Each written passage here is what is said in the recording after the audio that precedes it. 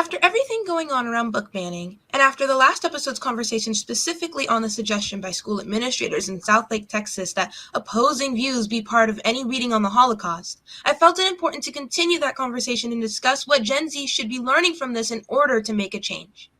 Today, we are fortunate to have Mary Pat Higgins, the CEO of the Dallas Holocaust and Human Rights Museum. It is important to discuss how we can learn about and from these issues when our education is being attacked. Hello, Ms. Higgins. Thank you for joining us today. Hello, Haley. Thanks so much for inviting me. Absolutely. Absolutely. I want to start off by reminding my Gen Z viewers what happened in the Holocaust and why we should never, ever forget it. 6 million Jewish people were targeted, rounded up, and murdered by the leaders and people of Nazi Germany. Another 5 million people were also targeted, rounded up, and murdered by Nazi Germany. These numbers are real, and there is no opposing view of this deliberate and planned act of genocide. Last episode, I talked to a student activist on this same issue, and I had told her about how when I was 12 years old, my parents took my siblings and I on a family trip to Europe. They made sure that our first stop was the city of Amsterdam to take a tour of the Anne Frank House and Museum. I vividly remember touring the home and learning about Anne's life and the actions her family and neighbors took to try and hide them from the Nazis. Experiencing that now and seeing the news out of Southlake this week made me angry. When you heard about the news regarding the direction from Southlake Carroll ISD administrators to teachers on having to have opposing views, materials in their classroom on subjects like the Holocaust, what did you initially think? Well, sadly, Haley, I wasn't surprised. I've been worried about the impact of HB 3979, which stipulates that teachers teach varying perspectives about controversial subjects. And hopefully we can all agree that the history of the Holocaust is not controversial. It's one of the most well-documented and most horrific atrocities in the modern era. Yeah. But there are people that deny that the Holocaust happened. So from some perspective, it is controversial. Yeah.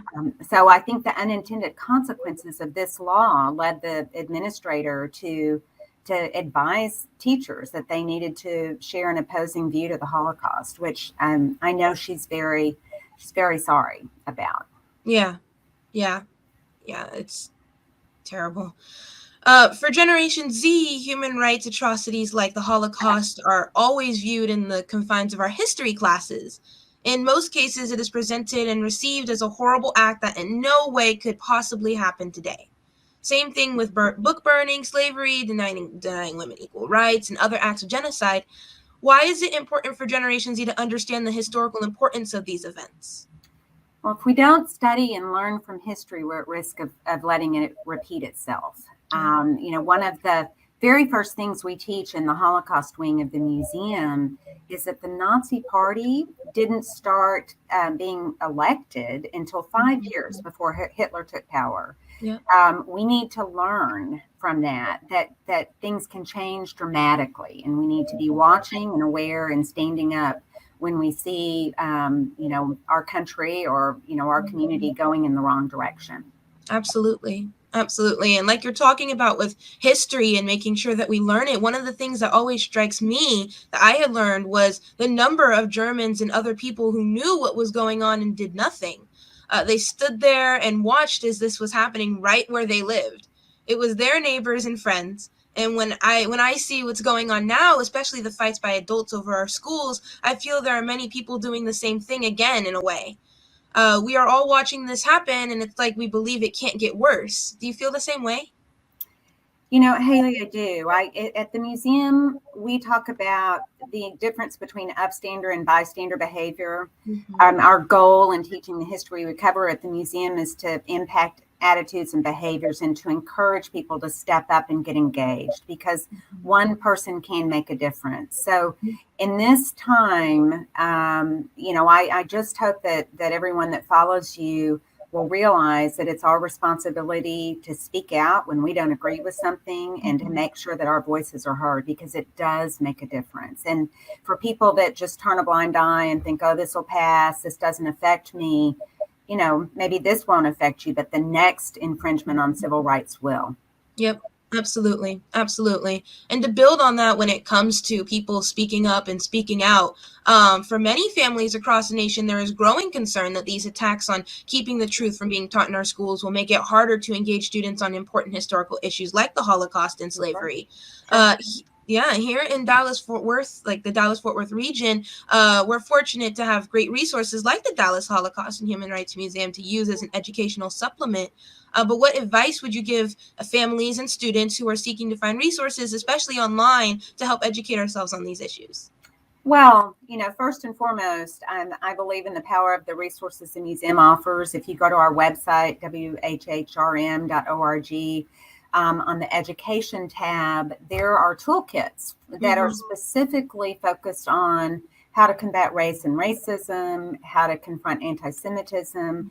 Next year, we'll be adding a toolkit on confronting AAPI hatred. Yeah. And those toolkits give reading resources, actions that you can take, short videos that you can watch and discuss with your friends and with your family.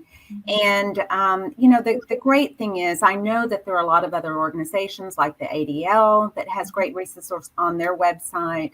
If people want to know, how to be aware and how to combat hatred, come to our site, go to the ADL's website. There's some great resources out there. Absolutely. Absolutely. I hope our viewers are writing this down because that's very important.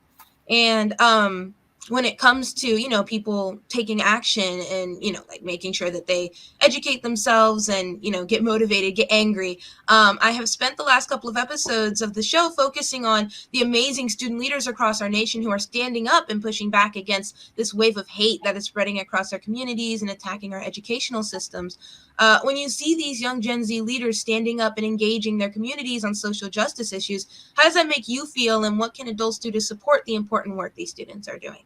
Well, it gives me hope, for the future, because frankly, there are days that I get discouraged. There are days that we all get discouraged about all of the things that are happening in our country and our world that we need to be aware of and fight against. But when I see students like the students at Colleyville who stood up and protested when their principal was put on probation and fired, it really gives me hope. And the great thing is 3 of those organizing students are on the museum's junior board. So I think, adults need to give students opportunities like serving on our junior board, getting them engaged, listening to their voices and empowering them, because that is our future. It's the next generation, and those students will bring about change. Absolutely. Yeah, I absolutely agree. Yeah. It's definitely why, like, I was so inspired by their actions and brought Me them on the too. show. So yeah, I Me too. definitely So second proud what of you them. Yes, yes, that is the perfect. Yeah, very proud.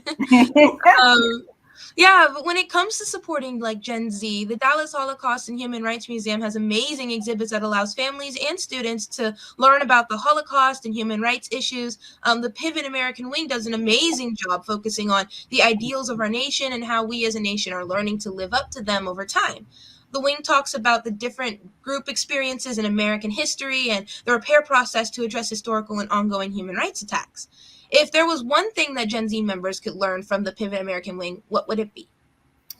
The importance of speaking up and standing up when you see something wrong. That's that upstander behavior. The whole wing focuses on the difference that upstanders have made, because if we take our democracy and our rights for granted, there will be people in our country that don't enjoy equal rights. So it's our responsibility to stand up and make sure that everyone is treated equally in our country. Absolutely. Absolutely. And when it comes to being an upstander, fortunately, Gen Z is, we spent our entire lives online and we've had access to social media. But, and on top of that, we don't really know a world where we don't have immediate access to technology and information. But at the same time, we also see the rise of deliberate misinformation on social media platforms. What advice would you share with Gen Z members to be better at sorting through these misinformation posts and videos, and what skill sets must we develop to combat these attempts that, to misinform or to lie? Well, I think, you just always need to employ critical thinking. If the conspiracy theory is rampant on through social media, so when you read something, check it out, Google it, look for different sources that confirm that information. Don't get all of your information from one source, and don't take anything at face value. Yeah. Do your research and see if there are differing views about that same subject, and then dig in and figure out what you think is truthful and factual. Absolutely, absolutely. Because it's fortunately with the internet, it's like easier in many ways to be an upstander, but it's also very easy to fall into traps of people who are just deliberately trying to misinform. So, like you said, I hope that our viewers are paying attention to how to sort that, because that's always been a challenge as social media has It is, risen. absolutely. And if something, looking for easy answers, and if you feel like something is scapegoating or looking for someone to blame, immediately question it. Yeah. Things are more complex than that. Absolutely, absolutely. I hope they're taking notes. Question it. Don't just oh, you saw that on social media, it must be true. Absolutely. So I was hoping that you could share with Gen Z members who are watching how they can access the Dallas Holocaust and Human Rights Museum online and the museum social media accounts. Oh, thank you so much. So absolutely, go to our website, dhhrm.org. There, I want you to go look at our YouTube channel, DHHRM YouTube. We have all of our past programs on YouTube, so you can, really dig in and learn about different topics. We cover all kinds of history in those programs. Follow us on Facebook, Instagram, LinkedIn. We are, publishing social posts every day. You can tell I'm old school because I just said publishing, but we're posting, and we are raising issues that are important. So please follow us and engage with us and join the conversation. Absolutely, absolutely. We always talk on this show about making sure that you speak up, speak out, use your voice, whether that be voting or activism or in any other area. And so I really hope that our Gen Zers take advantage of this amazing resources, our viewers. Thanks, Haley. I really appreciate it. Absolutely. Thank you for joining us today. This conversation was amazing. Oh, it's my pleasure. Thanks so much for what you're doing. I really admire you. Thank you.